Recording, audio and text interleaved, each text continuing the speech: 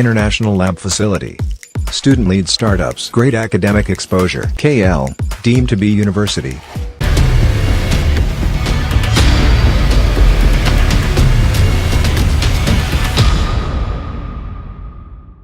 ఆంధ్రప్రదేశ్ ఎన్నికలు దగ్గర పడుతున్న కొద్దీ అక్కడ మాటల తూటాలు పతాక స్థాయికి చేరుకుంటున్నాయి. నియోజకవర్గంలో పరిస్థితి చూస్తే కనుక మరింత రసవత్తరంగా మారుతోంది. అభ్యర్థిని ప్రకటించేసిన తర్వాత అభ్యర్థుల మధ్య యుద్ధమే కాదు, పార్టీల మధ్య యుద్ధం కూడా రెండు కలగలిపి మొత్తం పతాక స్థాయికి చేరుకుంటోంది. ఈ సందర్భంలో, ఈ నేపథ్యంలో మనం మాట్లాడుకోబోతున్నాం ఈరోజు ఉమ్మడి విశాఖ జిల్లాకు సంబంధించి మరొక ఆసక్తికర నియోజకవర్గం భీమిలి. అవును, భీమిలికి సంబంధించి అక్కడ ఏ పార్టీ ఎవరిని బరిలోకి దించింది, ముఖ్యంగా ఎందుకు వారిని బరిలోకి దించింది, దానితో పాటు అక్కడ డిసైడింగ్ ఫ్యాక్టర్స్ ఏంటి, ఇవన్నీ కూడా మాట్లాడుకునే ప్రయత్నం చేద్దాం.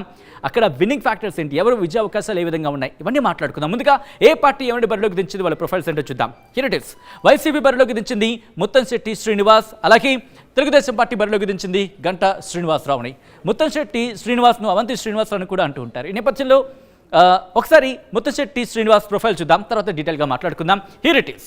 వైసీపీ నుంచి బరిలోకి దిగారు ముత్తంశెట్టి శ్రీనివాస్. ఈయన ప్రొఫైల్ కనుక చూస్తే కాపు సామాజిక వర్గానికి చెందిన నేత, సిట్టింగ్ ఎమ్మెల్యే, అలాగే మంత్రి కూడా. వ్యాపారవేత్త. 2009లో ప్రజారాజ్యం తరపున ఎమ్మెల్యేగా పోటీ చేశారు, గెలిచారు. 2014లో తెలుగుదేశం పార్టీ నుంచి అనకాపల్లి ఎంపీగా పోటీ చేశారు, గెలుపొందారు. 2019లో వైసీపీ నుంచి భీమిలి ఎమ్మెల్యేగా తిరిగి పోటీ చేయడం జరిగింది, గెలవడం జరిగింది. ఇది ముత్తంశెట్టి శ్రీనివాస్ సంబంధించిన ప్రొఫైల్. తెలుగుదేశం పార్టీ నుంచి బరిలోకి దిగారు గంటా శ్రీనివాస్ ప్రొఫైల్ చూద్దాం.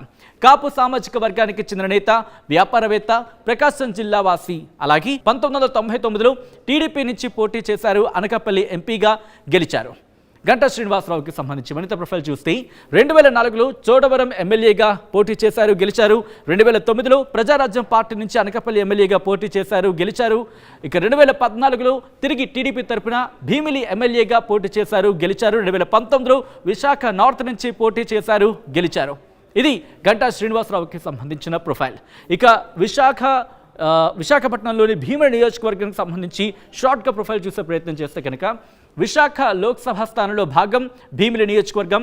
కాపు ఓటర్లు కీలకంగా ఇక్కడ మారే అవకాశం కనిపిస్తోంది. దీంతోపాటు భీమిలి, పద్మనాభం, ఆనందపురం, విశాఖపట్నం రూరల్ మండలాలు ఈ నియోజకవర్గం అంటే భీమిలి నియోజకవర్గం పరిధిలోకి వస్తాయి.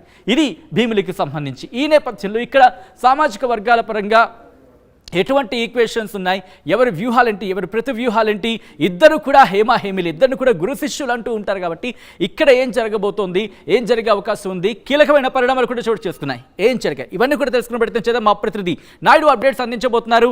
నాయుడు, ఇక్కడ ఇద్దరు కూడా హేమీలే, ఇక్కడ ఏం జరిగే అవకాశం కనిపిస్తుంది భీమిలి నియోజకవర్గంలో, ఎవరి వ్యూహాలేంటి, ఎవరి ప్రతి వ్యూహాలేంటి, డిసైడింగ్ ఫ్యాక్టర్స్ ఏంటి నాయుడు? అక్కడ రాష్ట్రంలో 175 నియోజకవర్గాల్లో అత్యంత ప్రధానమైన నియోజకవర్గం భీమిలి నియోజకవర్గం. రాష్ట్ర ప్రజలు కూడా ఇదే నియోజకవర్గంలో ఇప్పుడు అందరూ చూపు చూస్తుంది. ఎందుకంటే ఇక్కడ మాజీ మంత్రి గంటా పోటీ చేస్తున్నారు, అలాగే భీమిలిలో అవంతి సిట్టింగ్ ఎమ్మెల్యే అవంతి శ్రీనివాస్ కూడా పోటీ ఉంది. ఇద్దరు గురుశిష్యులు అనమాట. వీళ్ళిద్దరు పోటీపై చాలామంది ప్రజలు అయితే ఆసక్తికరమైన వాతావరణం నెలకొంది. ముందుగా గంటా చూసుకుంటే 3 సార్లు ఎమ్మెల్యేగా, ఒకసారి మంత్రిగా, ఒకసారి ఎంపీగా పూర్తిగా రాజకీయాల్లోనే ఓటమి ఎరుగిన నేతగా మంచి పేరు ఉంది. ప్రతి నియోజకవర్గంలో ఆయన ప్రతి ఎన్నికల్లో నియోజకవర్గం మారుతూ ఉంటారు. ఈ నేపథ్యంలోనే ఆయన ఓటమి ఎరిగిన నేతగా కూడా మంచి పేరు ఉంది. అలాగే ఒక పక్క అవంతి శ్రీనివాస్ కూడా ఒకసారి ఎమ్మెల్యేగా, మంత్రిగా, ఎంపీగా పోటీ చేసిన అనుభవం ఉంది. ఆయన కూడా ఓటమి పాలవ్వలేదు. పూర్తిగా ఇద్దరు ప్రజారాజ్యం పార్టీల నుంచే స్నేహబంధం ఏర్పడి గురుశిష్యులుగా తయారైన పరిస్థితి. ఇద్దరు ఒకే సామాజిక వర్గం, అలాగే భీముల్లోనే ఎంచుకోవడంతో పూర్తిగా ఇద్దరు పోటీపై ఆసక్తికరం నెలకొంది. చివరి నిమిషం వరకు గంటకి అధిష్టానం సీటు ప్రకటించబడంతో ఆయన చీపురుపల్లి వెళ్ళాలని అధిష్టానం చెప్పింది. దీంతో ఒక ఆందోళనకరమైన వాతావరణం ఉండడంతో పూర్తిగా చివరి నిమిషంలో భీములు ఆయనకి కేటాయించారు. మరోపక్క అవంతి కూడా పూర్తిగా ఆయనకి భయం పట్టుకుందని కూడా మనం చెప్పవచ్చు. ఎందుకంటే ఈ నియోజకవర్గంలో గంట ఎక్కడ పోటీ చేస్తే అక్కడ తప్పని విజయం అని చెప్పేసి ప్రజల్లో అయితే ఒక ఇది ఉంది. అలాగే ఆయనకి ఎలక్షన్ ఏ విధంగా చేయాలో ఒక మేనేజ్మెంట్ పోల్ అయితే తెలుసు. ఈ నేపథ్యంలోనే పూర్తిగా ఇక్కడ ఏ నియోజకవర్గం వెళ్తే అక్కడే నేను విజయం సాధిస్తానన్న ఒక నమ్మకం, ఒక సెంటిమెంట్ కూడా గంటా శ్రీనివాసరావుకు ఉంది. మరోపక్క అవంతి కూడా నా స్నేహితుడైనా సరే నేను పోటీకి సై అంటూ అవంతి శ్రీనివాస్ కూడా మరో పక్క ప్రజల్లోకి వెళ్తున్న పరిస్థితి. అదే చివరి నిమిషంగా రాష్ట్ర ప్రజల్లో ఒక భీమిలి నియోజకవర్గంలో ఎవరు గెలుస్తారనేది ఒక ఉత్కంఠ వాతావరణం అయితే భీమిలిలో ఉందని చెప్పవచ్చు నాయుడు. ఎందుకంటే ఇక్కడ భీమిలికి సంబంధించి లాస్ట్ మినిట్ వరకు కూడా గంటాకు టికెట్ దక్కుతుందా దక్కదా అని కన్ఫ్యూజన్. ఎందుకంటే చీపురుపల్లి వెళ్ళిపోమన్న సందర్భాన్ని కూడా మనం చూసాం.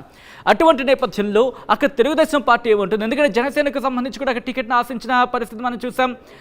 ఇటువంటి నేపథ్యంలో అక్కడ విషయం ఎంతవరకు సాధ్యం అనే మాట తెలుగుదేశం పార్టీలోనే చర్చ జరుగుతోంది. అవును సచిన్, ఇక్కడ జనసేన నుంచి ముందుగా సీట్ వస్తుందని అనుకున్నారు. పంచకర్ల సందీప్ 5 సంవత్సరాలుగా కష్టపడి ప్రజల్లోకి వెళ్ళిన పరిస్థితి. ఇలాంటి నేపథ్యంలో పూర్తిగా మరో పక్క రెండోసారి పోటీ చేయడానికి గంట కూడా ఆసక్తి చూపించారు. ఇక్కడ తప్పకుండా నేను విజయం సాధిస్తాను, భీములు అంటే నాకు చాలా ఇష్టమని కూడా ఆయన చెప్పడం జరిగింది. అధిష్టానం మాత్రం చివరి నిమిషం వరకు గంట పేరును అయితే ప్రకటించకపోవడంతో ఒక ఆసక్తికరమైన వాతావరణం అయితే నెలకొంది. ఇక్కడ ప్రధానంగా సామాజిక వర్గాల పరంగా చూసుకుంటే కాపులు, యాదవులు ఉంటారు ఎక్కువగా. ఈ భీముల్లో నాకు మంచి పట్టు ఉంది, నేను తప్పకుండా విజయం సాధిస్తాను, అందుకే అధిష్టానం దగ్గర పట్టుబడి మరీ ఆయన గంటా శ్రీనివాసరావు గారు సీటు అయితే తీసుకున్న పరిస్థితి ఉంది. రైట్ నాడు, thanks for the update. So మొత్తంగా అయితే మాత్రం భీములకి సంబంధించి ఒక ఉత్కంఠకర పోరు మాత్రం తప్పకపోవచ్చు. ఎందుకంటే స్టేట్ అంతా కూడా అవును రాష్ట్ర వ్యాప్తంగా ఉత్కంఠకర పోరు జరిగే ఒక నియోజకవర్గంలో భీములు ఉంటుందనలో ఎటువంటి అతిశయోక్తి లేదు. ఎందుకంటే ఇక్కడ గురు శిష్యులు తలపడుతున్నారు, అట్ ద సేమ్ టైం ఓటమి ఎరిగిన నేతలు తలపడుతున్న పరిస్థితి ఉంది. ఏం జరగబోతోంది, ఏం జరిగినా ఒక హిస్టరీ క్రియేట్ అయ్యే అవకాశం కనిపిస్తుంది. కాబట్టి భీములలో ఏం జరగచ్చు అనేది ఒక ఉత్కంఠ మాత్రం కొనసాగుతోంది. ఆఖరి నిమిషం వరకు అక్కడ చీపురుపల్లికి వెళ్ళిపోయిన సందర్భాన్ని మనం చూసాం ఇటు గంటా శ్రీనివాస్ని. కానీ ఆయన పట్టుబట్టి మరి భీముల సీట్ని దక్కించుకునే నేపథ్యంలో ఏం జరగబోతోంది? ఆయన ఎమ్మెల్యేగా అసెంబ్లీకి వెళ్ళబోతున్నారా, లేకపోతే గురువు ముత్తంశెట్టి శ్రీనివాస్, అవంతి శ్రీనివాస్ ప్రెసిడెంట్ మంత్రిగా ఉన్నారు, ఆయన హవా చాటిన తర్వాత ఆయన అసెంబ్లీకి వెళ్ళబోతున్నారా, అసెంబ్లీలోకి అడుగు పెట్టబోతున్నారా, ఎమ్మెల్యేగా ఉత్కంఠ మాత్రం కొనసాగుతుంది. ఏం జరగబోతుంది, ప్రజలు ఎవరిని తమ ఎమ్మెల్యేగా అసెంబ్లీకి పంపించబోతున్నారనేది మే 13న తెలబోతోంది. ఏం జరగబోతుంది, ఎవరా పేరు అనేది జూన్ 4న ఫలితాలు రోజు చూద్దాం.